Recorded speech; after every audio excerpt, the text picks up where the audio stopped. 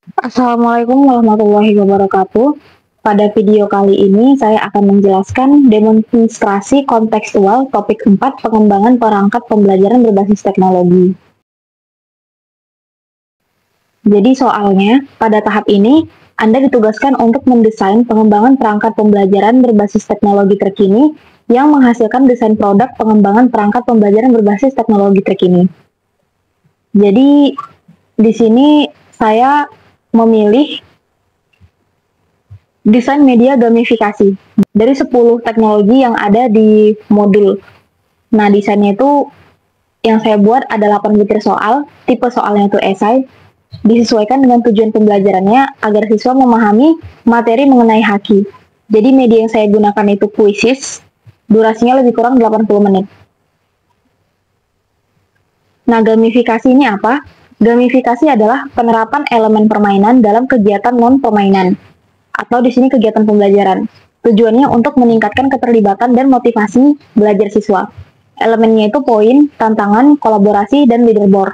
Platform yang digunakan seperti yang saya bilang sebelumnya yaitu Quizzes.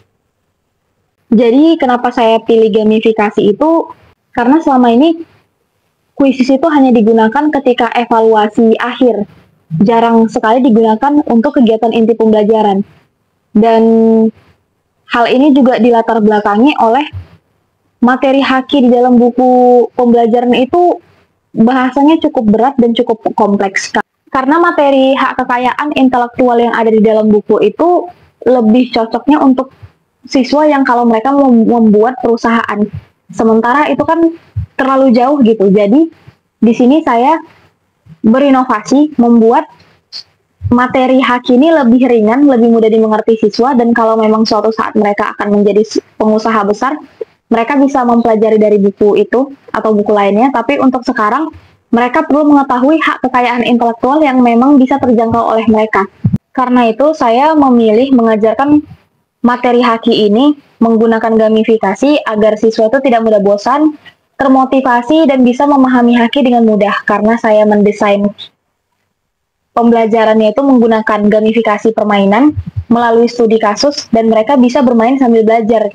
Nggak hanya belajarnya aja, tapi mereka bisa bermain dan menyenangkan kan bisa bermain sambil belajar gitu. Nggak hanya main-main aja dan nggak hanya belajarnya aja, tetapi dua-duanya. Nah, jadi di sini media pembelajarnya yaitu studi kasus haki, Siska, dan gantungan kunci etik yang dipalsukan. Jadi nanti ada studi kasus tentang Siska, siswi yang membuat usaha gantungan kunci etnik dari ulos gitu. Usahanya ini dipalsukan oleh reseller besar tanpa izin. Jadi siswa diminta memahami jenis haki apa yang relevan, serta pentingnya perlindungan karya cipta ini. Jadi mereka itu diajak berpikir bagaimana penyelesaian kasus Siska ini. Jadi tanpa mereka sadari ketika mereka menyelesaikan kasus Siska ini, mereka itu udah mempelajari haki itu apa sih, jenis-jenis haki ini apa aja, terus cara menangani haki ini gimana, terus cara mencegahnya agar karya kita atau hak cipta kita atau apapun produk yang kita buat itu tidak diambil oleh orang lain itu bagaimana gitu. Jadi mereka bisa memahami pentingnya hak kekayaan intelektual melalui kasus ini gitu. Nah, ini tujuan pembelajarannya. Jadi setelah mengikuti pembelajaran ini, siswa diharapkan bisa menjelaskan pengertian haki dengan bahasa sederhana, bisa menyebutkan dan membedakan jenis-jenis haki, bisa menganalisis studi kasus secara kritis, dan menyelesaikan kuis berbasis gamifikasi dengan benar dan aktif berdiskusi. Karena nanti ketika di akhir setelah mereka mengerjakan tugasnya ini di Quizzes, saya sebagai guru akan membahas lagi, berdiskusi dengan mereka, dengan jawaban-jawaban mereka antara tiap kelompok gitu. Jadi nanti pendahuluan di awal saya membangun konteks dan memantik rasa penasaran siswa itu dengan cerita singkat Siska. Lebih tepatnya saya hanya membuat garis besar kalau kita itu akan belajar mengenai studi kasus melalui Quizzes. Jadi nanti intinya saya akan membagi mereka dalam kelompok kecil.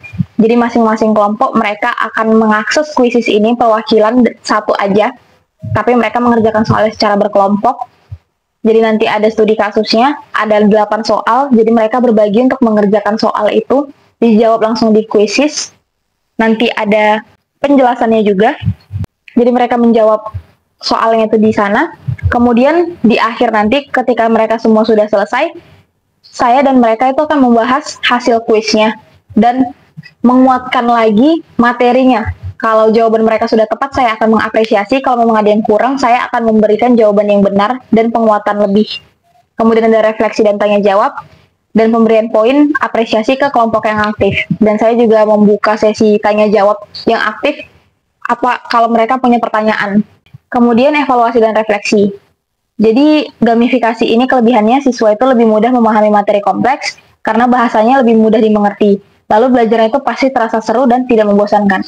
Kekurangannya pasti butuh koneksi internet sama pengawasan saat diskusi kelompok agar tetap fokus. Sekarang saya akan menunjukkan bagaimana penampilan atau tampilan studi kasus Haki di Quizizz.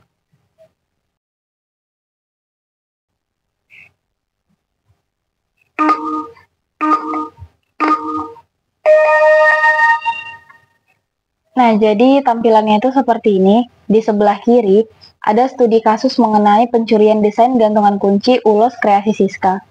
Jadi di sini dia ada teksnya.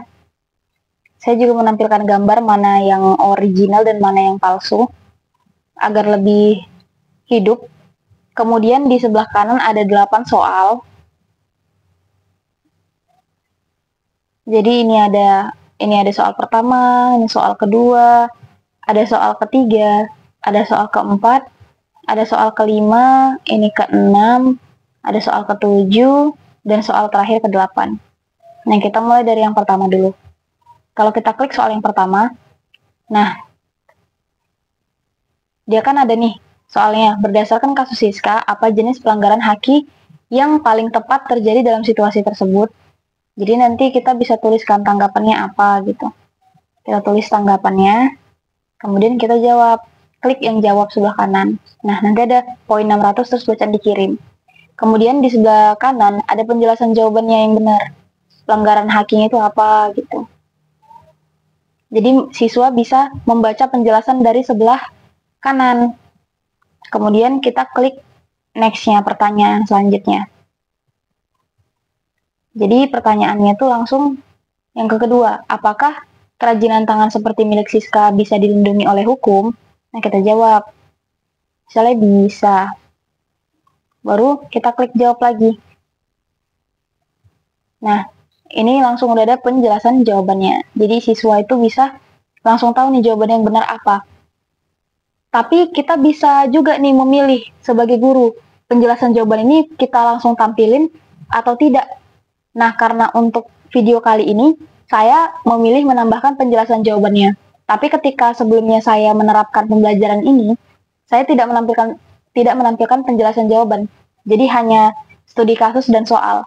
Jawabannya itu saya jawab sama-sama ketika diskusi. Seperti itu. Jadi ini bisa kita pertanyaan selanjutnya. Tapi ini saya percepat biar kelihatan tampilan kalau sudah selesainya bagaimana.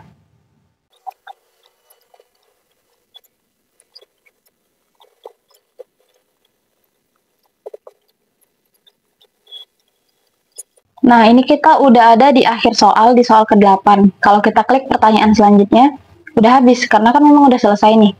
Jadi kita klik memproses, dan selesai. Nanti dihitung hasilnya.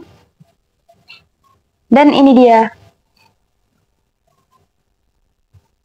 Ini dia penampakan siswa kalau udah selesai mengerjakan soalnya.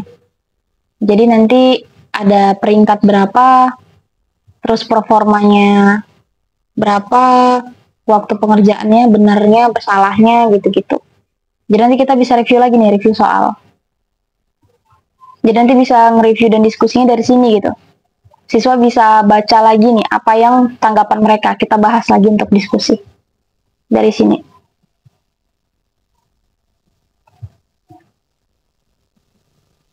Nah, jadi sekian video demonstrasi dari saya. Terima kasih sudah menonton. Sampai jumpa di video selanjutnya. Assalamualaikum.